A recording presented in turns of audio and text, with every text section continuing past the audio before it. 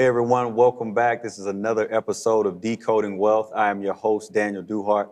Today we're going to talk about the generational wealth guideline. In my opinion, generational wealth is something that's not talked about nearly enough. And I think it's due to a couple different things. One, due to the lack of knowledge or understanding. And then ultimately, I think that it's very uncommon or unfamiliar in a lot of communities. And so for future generations, it's something that's never addressed. And so today we want to give you that guideline on how you can grow generational wealth and start something different for your family. Today I have a very exciting guest, somebody that I was really looking forward to being a part of this. I call him the young generational wealth guru. He's someone that's very knowledgeable about the topic, and I knew that he would be perfect for it. So at this time, I want to introduce my guest, Mr. Justin Brown. Justin, how are you? I'm good. Thank you for having me. Thank you for joining me. I could tell that this was a topic that you were excited about. Before I even told you when it was, you said yes. You were ready to talk about generational wealth. So, absolutely. Before we dig into the weeds and really talk about generational wealth today, man, if you will, just take a few moments and introduce yourself. It's pretty simple. Just as Daniel said, my name is Justin Brown. Grew up here locally in Georgia in Clayton County. Went to Lovejoy High School. Went ahead off to South Carolina for college. Went to a small HBCU there. Did my 4 years there, studied finance and communications. Played, not professional, but played college football. Right. Went ahead and tried to pursue the professional route. Yeah. I had my time, had my fun, but I guess it was just time to shift into finance and the finance industry. So that's how I pretty much came aboard as the young generational wealth guru, as you mentioned. Right. And that's just, a small little background about myself. Absolutely. So, one of the things that I will say, man, I have to say hats off to you because for someone that's your age, 35 and under, I think it's very rare to see someone that passionate about generational wealth. I know with a lot of people that I know, typically that light bulb doesn't come on until later in life. So it's interesting and to see someone your age to really want to push that initiative. So to start from a basic overview, what does generational wealth mean to you? I personally believe it's two key components. One of those key components being freedom. Right. And I believe the second component is legacy. I don't believe you can have generational wealth without either or. Okay. And I don't believe you can have one without the other. Right. So I believe those are the biggest key components in defining what generational wealth means. Makes sense. And, of course, with us being close friends, I know a lot of the things that you're doing in the community, and I know that it's something that you're really, really passionate about. So when it comes to, teaching people and helping people implement generational wealth, where does that passion come from? Where did that spark from? Probably, I would probably say that came from a place of it not being implemented into me when I was younger. Okay. So, you grow up and you see things that you don't have or see things that you're not getting. And once you obtain the knowledge on the things that you weren't getting, it's always important to implement it back to those same communities and environments that you weren't getting it from. So that passion and that hunger to want to be able to show people and teach people how simple and pretty much how easy it is to obtain generational wealth came from not having someone teach it to me. Right. And I can relate to that in so many ways because, with me being, of course, in the same industry, I can truly say that, just in the last few recent years is when I really grasped the understanding of generational wealth. Right. Growing up, it wasn't anything that I heard of, whether it be from grandparents, my parents, aunts, uncles, or anything like that. That topic just was never brought up. Mm-hmm. And so I think that now being in this industry, I have not only learned more about it, but I've been fortunate enough to talk with individuals that have benefited from it. And so when you really understand generational wealth and how it can change the dynamic of someone's future, it's really powerful. Right. I have one client that I deal with that, they benefited from it in a way to where the grandparent, when they passed away, they left him and his sister $250,000 apiece. And so what it allowed him to do was jumpstart a business that is now 10 plus years in and really successful, Right. just off, his grandparents considering and thinking about generational wealth. Also had another client that he pretty much same situation, but his parents funded an account when he was young. And so when he was of age, I think in his middle 20s, he received pretty much almost like an annual salary Right. every Yep. year for 10 years. And it really jump-started him to be able to start a business. He was able to make a decent sized down payment on his home and do some other things, pay for a wedding, so on and so forth. So when you really understand how it can change someone's future, it's something that you want to implement in your family, and hopefully you can set that precedent so that now your kids and grandkids can do the same thing. I think it all stems from knowing and not knowing. Right. When I was growing up, me and all my friends and even my family, we always thought, wealth was created by luck. Right. Someone lucked up and Right. now the whole family's Right. good. Instead of understanding that there are systems and systematic principles in place that are easy to implement into anyone's household and family that will literally set you up for generations to come.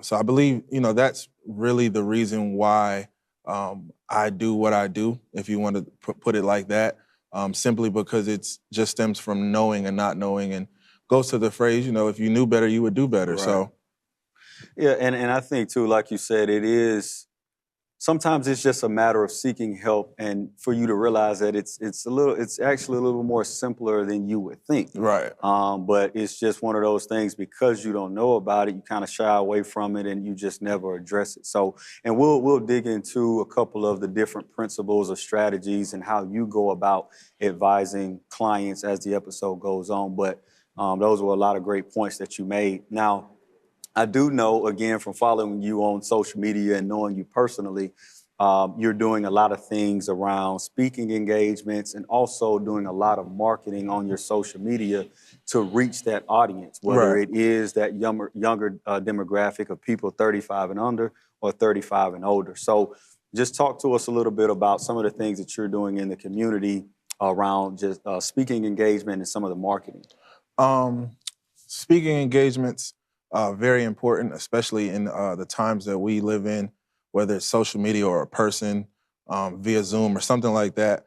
That is one of the best ways to connect with individuals, especially now. I believe everyone is coming to the realization that this is the age of information. Absolutely. Absolutely. The more information that I can obtain, then it's just left up to me to do something with that. So for speaking engagements, we try to do 2 per month at minimum.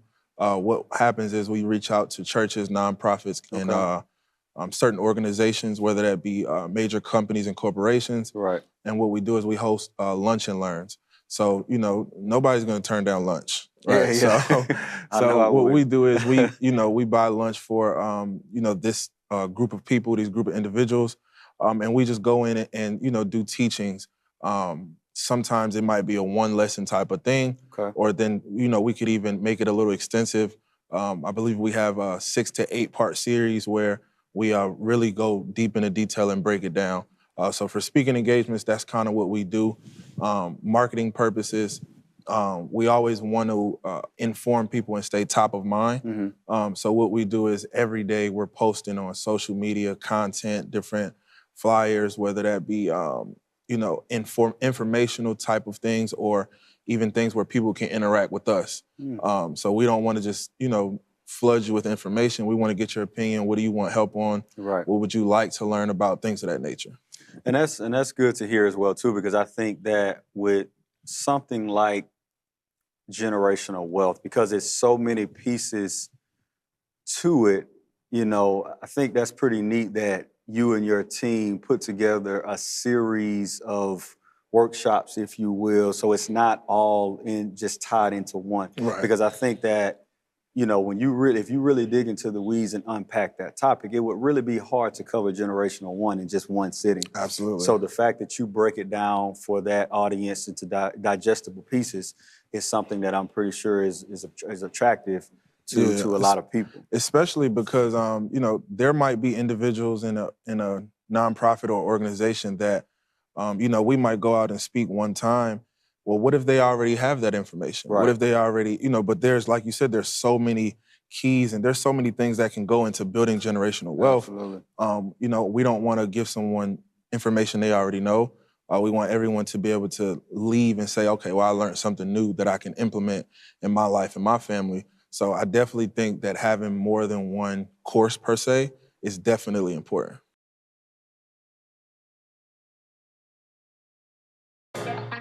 What's up, everybody? This is Jason Claiborne, and you're tuned in to Tea and Worship with my sister Mignon and my brother Chris and Corey on Hope TV. Father God, who is Chris? Did I make up a name? You said 3 hoes. Oh, You said 3 3 hoes. people. Chris, what do you say, Chris? Chris. Let's do it again. Oh my God. What's up, everybody? This is Jason Claiborne, and you're watching Tea and Worship with Mignon and Corey on the Hope TV. All right, I don't know where Chris came from. Bless all the Christians in the world right now.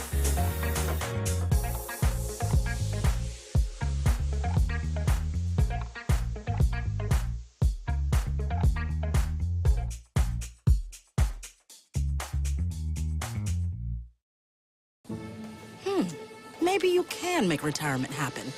After all, you made her college years happen. Opening that education savings account when she was little. Spearheading a campus tour. And another, and another, and another, and another. Bam! Deciphering financial aid.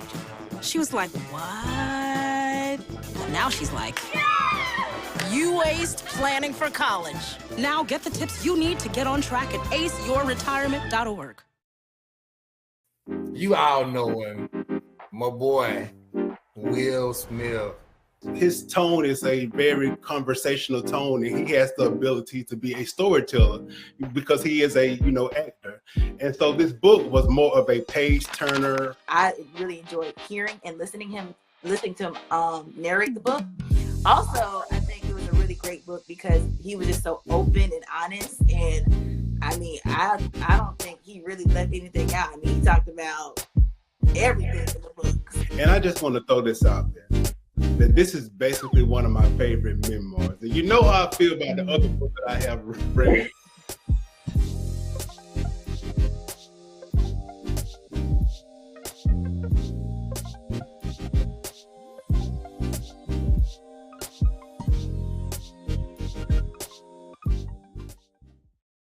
Now, I want to ask you this as well, too, because I know that you do these speaking engagements for people that are 35 and younger and then 35 and older. Do you notice a different, or do you have to take a different approach when you're speaking to that group that's under 35 as opposed to older, or is it pretty much all of the same information? I would probably say same information, different approach. Okay. So, people 35 and under, they probably want the same goals or obtaining the same product to help them with whatever their goals are. But, they might want a different approach about things. So, people who might be 35 and older might just want information, break it down, or just give me the numbers, right? What does this look like? What can this do for me? People 35 and younger, in my experience, love information a little bit more. So we might need to go into a little bit more detail because, my generation, we are detailed thinkers. So you give me a piece of information, I'm gonna go do my best to break it down and make it make sense to me. Right. So in my experience, people who are 35 or older might be a little bit more concerned with numbers and outcome versus people who are 35 and younger are a little bit more guided towards the breakdown of the information. Okay. So same same information, just different approaches as far as deliverance. Right. And I just asked that because, of course, with the generations being different, I think that different audiences receive information in different ways. Right. And so I'm pretty sure when you're going and speaking, and sometimes, it could be a mixed crowd. Right. You may have a range of people from 25 all the way up to 65, but I'm sure, too, with some of the speaking engagements and things that you've done, I've seen two different audiences. So I wanted to hear more about your approach. So that's pretty cool to hear. One of the things that I want to ask you as well, too, any age range, if I'm a new client and I'm coming to Justin Brown for advice on, hey, Justin, with generational wealth, it was nothing that I was ever taught. No one in my family ever mentioned it, anything like that. Where do you start with that client? What is that initial meeting or conversation like? Right. So I even had a client, who was working with some advisors and some strategists, another strategist firm. And we talked, and he was like, "Well, okay, let's see what you can do for me." And the first thing he asked me is, before we start, what can you offer me that the other company or other firm didn't? Right. And simply, I don't like talking about prices. I don't like talking about anything else. But the only thing that I can guarantee that we do different is we take a consultative approach. Okay. So, a lot of people in sales simply do that. They try to sell. We consult. So I personally don't want to give you anything or prescribe you any type of product or strategy before I get to know you and know your situation. Right. Right. Makes So sense. it's almost like you going to the doctor. You wouldn't go to the doctor and take whatever prescription they give you before you do an exam or even a physical of any sort, right? So, don't give me medicine and you don't even know what's wrong with me, right? So, similar to that approach, we take a consultative approach. So our process is kind of simple. We sit down, really get to know the client and the individual, and then based off of the conversation that we had to build some type of foundation, we figure out their goals. Like, what do they want to accomplish? What do they want this to be for them, their family, and the generations to come? And then based off the conversation, the goals, then we'll go back, put together a customized strategy for them. I really put emphasis on customized because, like I said, with being a consultative type of firm, it's not a one-size-fits-all kind of thing. Yeah. Right. So, I might meet with 10 individuals in one day. It's rare that I give 10 individuals the same product or the same strategy, even if the goals align, because me and your goals might align, but you might be in a different position than me, which means that the outcome would be different. Yeah. So, with that being said, it's not a one-size-fits-all type of thing. So that's just a small glimpse into our process and how we approach things. Right. And I love that because what you're doing right away is you're establishing value and trust because you understand that someone's coming to you to seek that advice, but you're letting them know, okay, this is the process, this is how I want to go about helping you. But again, establishing that trust as well too. And all of those things are key when you're dealing with people. And then also too, realizing that, it isn't a one-size-fit-all approach. Everyone's situation is different. You can have two individuals that are both 35 years of age and be in completely different situations, different income, different profession, different goals, different time frames in terms of when they want to grow that generational wealth. So, if you truly consider all of those things, there's no way that you can put the same plan in front of every person. Absolutely. You even got to take into consideration, even if it's two individuals, same age, same income range, they're two different people. Yeah. Right. So, you can't just stick them with whatever or stick them with what you stuck with the last person because this is a totally different person. Yeah. Right. So he might think totally different. He might break information down totally different. So that's why a consultative approach, I personally believe, is the reason we get the best results. Right, right.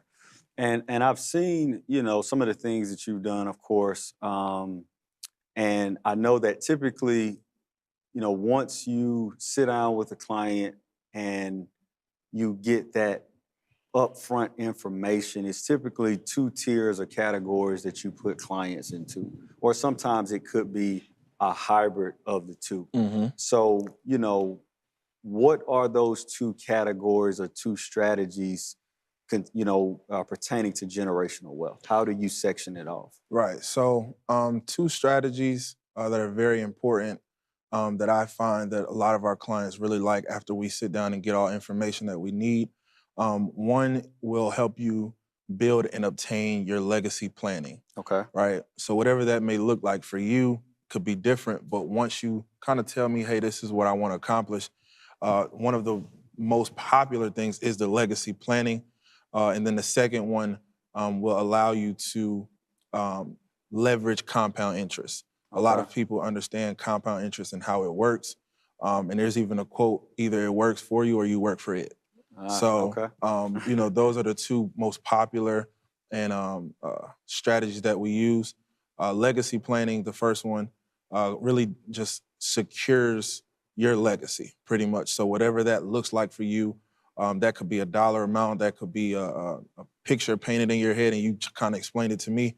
What we do is we go out and we put together a strategy so that you can obtain that. Mm-hmm. In turn, it really, those two strategies, especially together, allow you to do what I like to call, which is build wealth while you buy it, or buy wealth while you build it.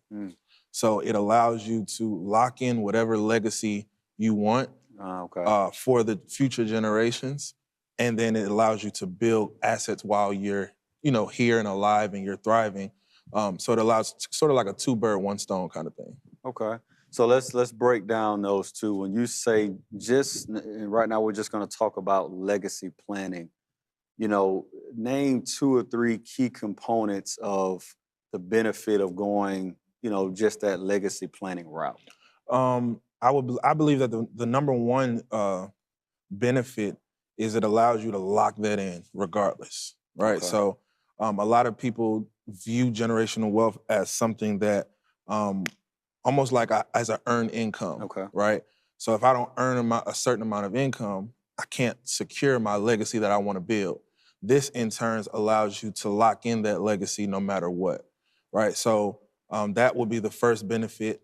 The second benefit will probably be similar to the first one, but it allows you to kind of take the pressure off. Like being able to obtain wealth and things of that nature adds a lot of pressure onto certain individuals. So one, it definitely takes the pressure off because it's like, okay, I can go out and put a plan together that will allow me to obtain what I want, especially because I've already got my legacy locked down. Like we're good. So that would be the second one, in my opinion. The third one is each legacy planning that we do comes with living benefits. So, a lot of people don't like to talk about generational wealth or legacy planning because it usually has something to do with someone after them. Yeah, right. And I can understand. I'm a little selfish myself, so I definitely understand. But it definitely, I believe we are one of the best firms when it comes to that because we want to make sure that the legacy and generations behind you are good. We also want to make sure that you're good as well. Yeah. So we give them benefits or give them a plan that will allow them to obtain certain benefits while they're alive.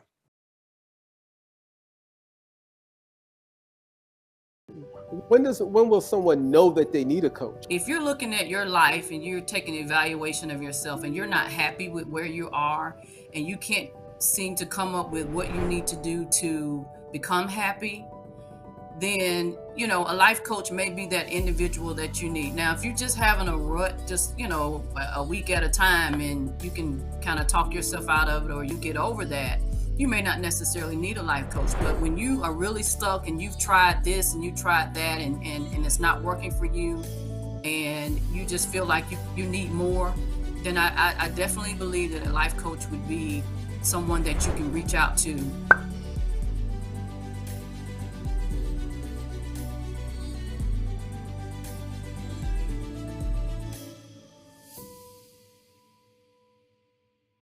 The family's visit to the forest inspired a beautiful question.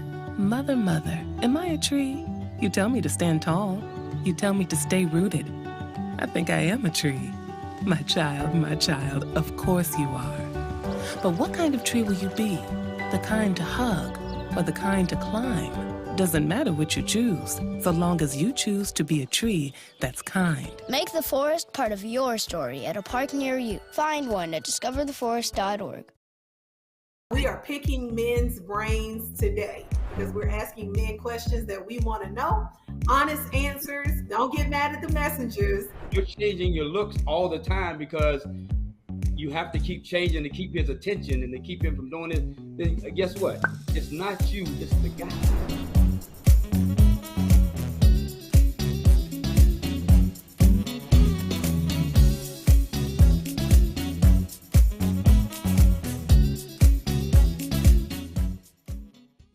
So then on the other side of that, where you say leveraging compound interest or leveraging the assets that's within your estate, highlight some of the benefits of that particular strategy.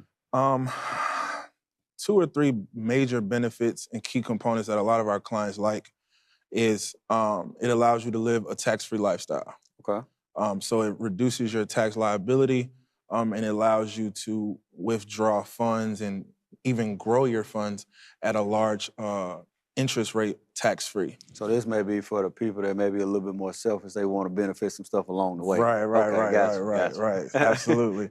I got a few of these. So. Right. So, but yeah, this one of the key components is it allows you to live a tax-free lifestyle. The second one that I believe is best is your money can grow at a large interest rate, if you will. One of the carriers that we work with, and for compliance reasons, I won't go into details about it, but one of the carriers that we work with, they have what's called an index lock feature. So, you know, I might want my money to grow at just an easy 8%, right? You might want your money to grow at 12. You might be a little bit more aggressive in your approach. This carrier is the only company that allows you to go in and set what you want your money to grow at. It's a game changer. Okay. So that's probably the second key component that our carriers love, or our clients love, I would say. And then the third one, it allows you to get, similar to what I was saying with the legacy planning, but living benefits as well as creating generational wealth. So almost, again, like a 2-bird, 1 stone kind of thing, really just allows you to leverage a lot in one particular strategy. Okay, makes sense. And last question, you know, I do know you have clients to where it may make sense to do a combination of the two. So when do you typically see that as a fit, or what would really be the benefit of doing both a legacy planning strategy and leveraging the assets within your estate? Well, it really just depends on that person and the type of individual that they are. You know, you have some people who come to us and say, hey, I just want to build while I'm here. They're not really concerned about what's to come after them. So we don't want to prescribe them legacy planning, where planning a legacy isn't really their preference right now. They're not right now. Right. So the only time that I would prescribe both is if someone wants to leverage legacy planning as well as understanding compound interest and how it can work for them. I have a client who, she's only about 26 years old. And just to kind of put things into perspective for you, she only makes around $45,000 a year. But by the time she retires, she's going to have at least $1.5 million in cash. Wow. So, you know, she doesn't have loads of expense or money to blow away, but she's strategically able to grow based on compound interest. So that goes back to why I go and do speaking engagements, is because you don't have to be rich to be rich or to be wealthy, right? So that's the type of plan. She even went into deep detail about wanting to set up a legacy. So we set her up a legacy as well and did a 2-bird, 1 stone kind of situation. Wow. Okay. Well, man, I will say I really appreciate you for laying the foundation. If you will, man, I want to bring you back for a part 2, because I think that the audience can probably tell there's so many different things or additional ways that we can unpack this even further. And so, if you will, man, I want to really go into a part 2 of this and bring you back to really go into and highlight and get more specific about some of those benefits. So for those that are watching, be on the lookout for part 2. You really don't want to miss this, because then he's really going to get into that guideline for generational wealth and the actual action steps that you need to take to accomplish that.